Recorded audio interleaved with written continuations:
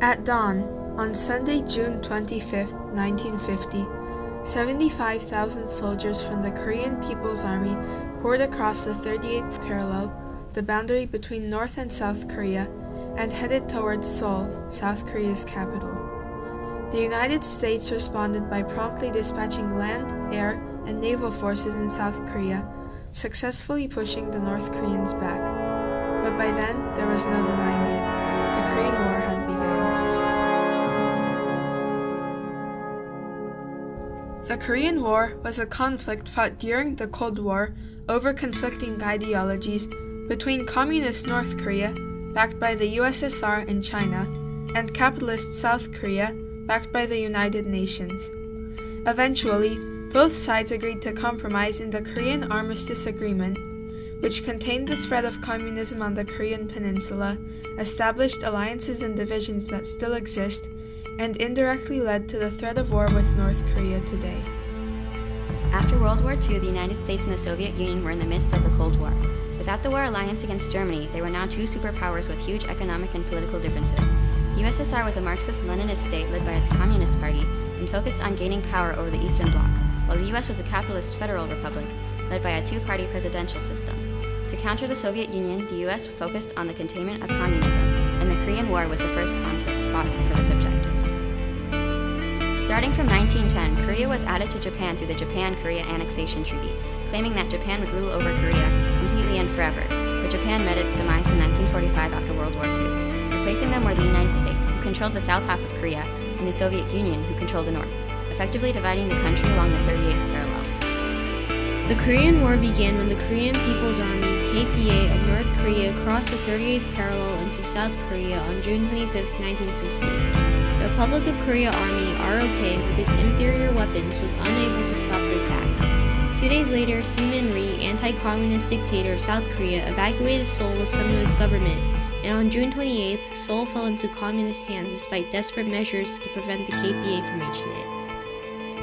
The Truman administration was unprepared for the North Korean invasion, having been more concerned about the spread of communism in Europe than East Asia. They also feared American intervention in Korea could lead to another world war if China and the Soviet Union got involved. At the same time, President Truman was afraid not intervening would allow communism to spread to more countries around the world.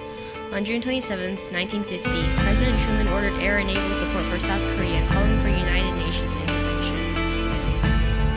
By July of 1950, the United Nations Army joined the war and landed at a small port in South Korea known as Incheon, and under the lead of General Douglas MacArthur, the United Nations Command successfully pushed North Koreans back to the Chinese border in the Battle of Incheon, reversing the war in the favor. However, now that they were so close to the Chinese border, China felt threatened and gave the United States a warning, telling them to return to the 38th parallel. President Truman passed this off as an empty threat and ignored the warning. In the meantime, the fighting continued, and General MacArthur felt confident the UN Army could unite Korea completely. However, their plans were foiled in October of 1950. The Chinese army, known as the People's Volunteer Army or PVA, invaded North Korea and launched the first phase offensive on October 25th, attacking UN troops near the Sino-Korean border. After China's decision to enter the war, the Soviet Union followed with Stalin sending Air Force cover to China. Several battles were fought between the Chinese and the US, including the Battle of Onjong and the Battle of Unsan, which resulted in heavy losses for the US. Surprisingly, following these victories, the Chinese retreated into the mountains and disappeared. Because of their sudden withdrawal, the UNC believed the Chinese had not openly intervened, so in November 24 of 1950, General MacArthur launched the Home by Christmas offensive, which was intended to end the war. However, the Chinese counterattack began shortly before midnight on November 25th. The results were devastating and many UN soldiers were killed. By this point, MacArthur was forced to admit China had entered the war, and on November 28th, he sent a message to Washington saying, "We face an entirely new war." From January to June 1951, fighting around the 38th parallel continued, but from this point on until the armistice, the war remained a stalemate. In late October 1951, the Communists agreed to move negotiations to Panmunjom, a village in North Korea. Within 2 months, they accepted the current line between the two forces as a demilitarized zone and agreed to enforce the armistice after the shooting ceased. The only problem was handling the prisoners of war. South Korea didn't want to make repatriation mandatory, as it knew many North Korean prisoners of war were actually South Korean citizens who had been forced to fight with the Korean People's Army. Chinese army leaders, on the other hand, knew some of their soldiers, impressed by the ranks in the Nationalist Army, would refuse repatriation if it were not made mandatory. Both sides then agreed to exchange a number of prisoners of war, but the results were terrifying. The U.S. Army had 11,500 men listed as missing in action, yet only 3,198 Americans were listed in custody. As for the South Koreans, it was even worse. An estimated 88,000 MIAs, yet only 7,142 names listed. The Communists found little comfort in their data as well. They were missing 40,000 prisoners of war. The UNC reported these 40,000 men from North Korea were actually South Koreans who had passed loyalty investigations and would not return. North Koreans choosing repatriation would be exchanged on a one-for-one basis until all Allied POWs were returned. The problem with this process was lots of screening on prisoners of war had to be accomplished, which ultimately resulted in open warfare in camps.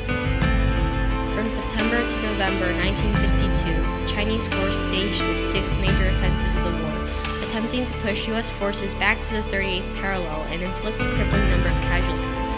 By the time the fighting faded in November, the 8th Army of the U.S. had lost 10,000 men and the Chinese 15,000. After Joseph Stalin died on March 5, 1953, the Politburo of the Soviet Union voted to end the war. Chairman Mao was not as eager, but he knew China would be helpless without the support of the Soviet Union. The Chinese then opened their seventh and final offensive, the end of which marked the termination of war on the battlefield, and on May 25th, both sides agreed on a repatriation method and began to plan for an armistice signing. On July 27th, Mark W. Clark for the UNC, Peng Dehuai for the Chinese, and Kim Il-sung for the North Koreans signed the armistice. The shooting stopped, and a temporary peace was finally reached. Decades later, on the same day, North Korea celebrates through fireworks and parades, with no mention of the tragic war. In South Korea, the anniversary is more serious. It is not a day of celebration, but a day of remembrance of the lives lost and the division of Korea. In the years following the Korean Armistice Agreement, North Korea has announced 6 times that it would no longer follow the terms. While nothing happened each time, North Korea sees the Armistice Agreement as a trump card to play to their advantage. Today, with North Korea's increasingly dangerous weapons, tensions between North and South Korea remain high.